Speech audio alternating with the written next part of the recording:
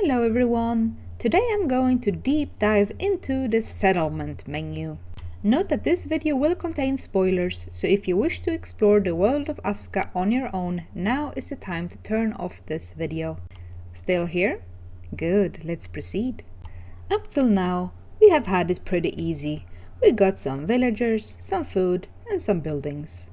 As time goes on, we will get more and more of all of this, and keep track will get a little bit more difficult. That's why in today's episode I will go over the settlement menu. You access it by pressing tab, and then you get to the general section that lists issues, and you see a list of all your villagers on the right. For the purpose of this video, I have summoned a fourth villager that I will not assign to anything, so to show you how to use the settlement tab efficiently. The first area of interest is the general side that states all the issues that your village is currently facing. You can see that structures are defenseless, which will give the villagers anxiety. You can see that we currently have no production of pickaxes or axes. That is because I moved Yngve back to his stone cutting job, so nobody is working at the workshop. Kore has arrived, and in the list of the villagers, we need to start scrolling to find him. If you want the list to be a little bit more compact, you can hide the status effects by pressing on the expand button. If you wish to do this for all the villagers in one go, you press on this button twice. At any point you can also press it one more time to expand all your villagers. Now, something else that we have access to here is something called mute and solo. Pressing on either solo or mute will check all the boxes for all the villagers in that category. Mute hides that particular villager from your map, while solo makes sure you can see only that one. To demonstrate, I will go to the map and hide everything apart from the villagers. Now we go back, and I am going to mute Freya. And as you can see, she is now gone. Back to tab, remove that checkbox and check instead solo. Going back to the map, we are only going to see Freya. This is very handy when you're trying to find a particular villager for any reason. Alright, now we move on to the structure tab. You will likely hang here a lot in the future. Here you can see all the workstations, housing, markers and totems that are currently built. This is perfect now when we have Kore.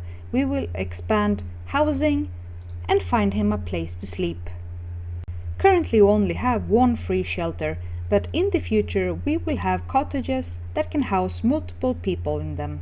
This helps finding where there is still space and how much space is left. You can see here how many beds are still available. We are now going to open the empty shelter and assign it to Kore. Done.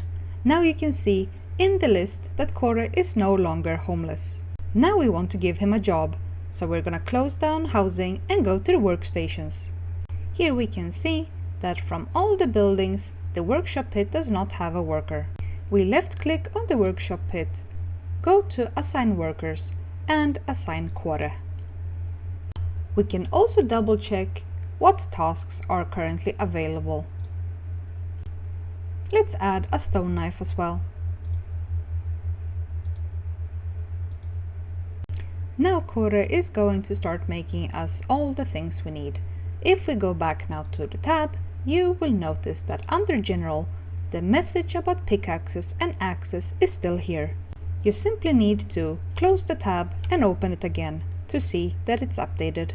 Last video, we also talked about that we now can upgrade the gathering pit, stone cutter pit and wood cutter pit. You can do that through this menu as well. If we now go back to tab, you will see under structures that we have a new category, construction site. Here we can also pin the structures without having to actually go up to them. We also have a log category that simply notes down all the things that happens every day. We can see what has been built, when our villagers go up in tier, and if new blueprints gets unlocked. Another thing you will find amazing is the Resource tab on the top menu on the right side. It shows all resources that are currently in storages. Thanks to this, you can monitor the flow of materials, but the most important thing is to look here at the status of your food. Here we can see that we have some raw food in storage. That is suboptimal, as raw food is not as filling as cooked food. This early in the game it hardly matters, but the more villagers you get, the more you will struggle if you don't handle your food storages well. I will make a video about that separately. A short mention of the other tabs. On the far left we have tutorials. This is the in-game tutorials that will help you with most things. Some things are left to you to discover on your own as a part of your great ASKA adventure. To the right of that we have journal. You likely noticed that when you pick up something for the first time, you will get a notification that you got a journal entry. In the journal, you can get more information about the items you have either picked up or unlocked so far. In the middle, we have God's favor. Vikings have a bunch of gods they like to appraise, and we can do that by doing different things in the game.